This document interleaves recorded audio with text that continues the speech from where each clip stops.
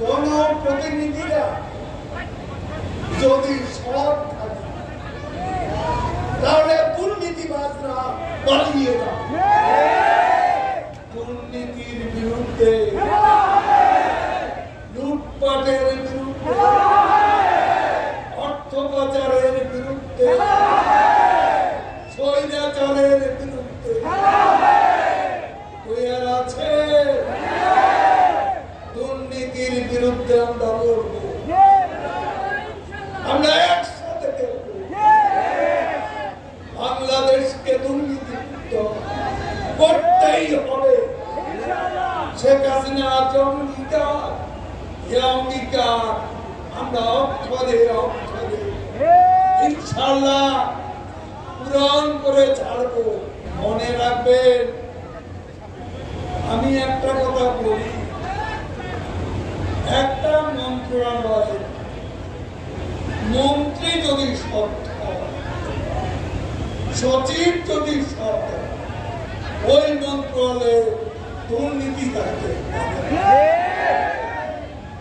আজকে আমরা জনপ্রতিনিধিরা যদি সৎ থাকি তাহলে দুর্নীতিবাজরা পালিয়ে যায়। আমাদের জনপ্রতিনিধি সব মানুষ যাতে থাকতে হবে। ঠিক আছে, খেলা তো হবে, হবে খেলা। অনেক ভোট কমে গেছে, অনেক জোর কমে গেছে, বলার জোর বেড়ে গেছে। একটা কথা আছে, মানুষের শক্তি যত কমে মুখের বিষ তত উগ্র হয়ে। বিএনপি নেতাদের মুখে কোনো ট্যাক্স নাই, তাদের মুখে কোনো লাগাম নাই। লাগাম দিয়ে টানবে, লাগাম দিয়ে টেনে রাখবে।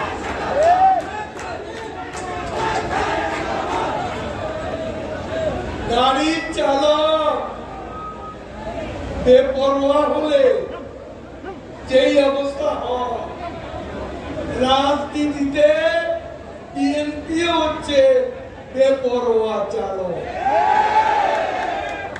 কখন কোথায় দুর্ঘটনা ঘটিয়ে বসে কেউ জানে না। ঠিক কিনা বলে? বিএনপি কি চলে না কেউ চালা? কে চালা? খালেদা জিয়া বিএনপি চালায় লন্ডন থেকে রিমোট কন্ট্রোলে।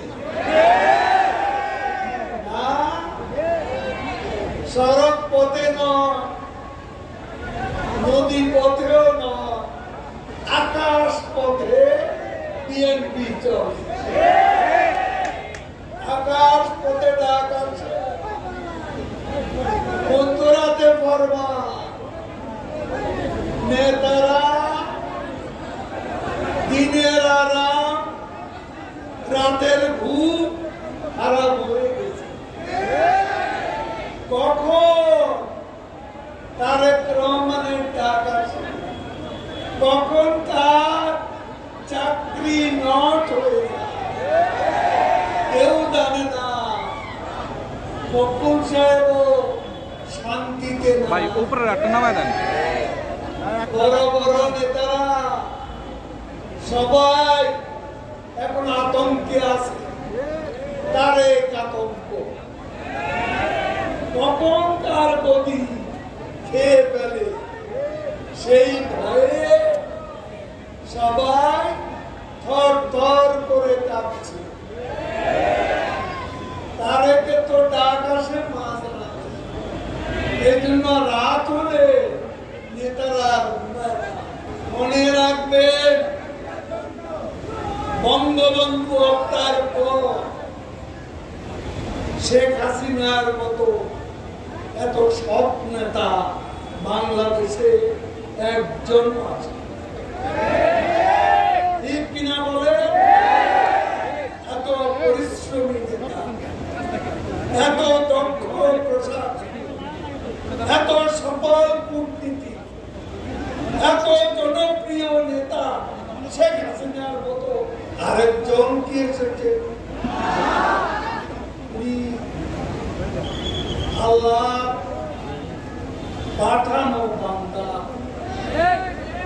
বাংলাদেশে জনগণের জন্য বঙ্গবন্ধু দিয়েছে স্বাধীনতা, শেখ হাসিনা এসেছে আল্লাহর রহমতে মুক্তি দেওয়ার জন্য। পিতা দিয়েছে স্বাধীনতা, কন্যা দেবের সেই মুক্তির সংগ্রাম বাংলাদেশে আজ চলছে। 2041 তারপর 2100 সাল শেখ হাসিনা টার্গেট অনেক লম্বা। বঙ্গবন্ধুর স্বপ্নের সোনার বাংলা প্রতিষ্ঠা অবধি আজকে তার নেতৃত্বে তিনি যতদিন বেঁচে আছেন আমরা তার নেতৃত্বে স্মার্ট বাংলাদেশ গড়ার সংগ্রাম লড়াই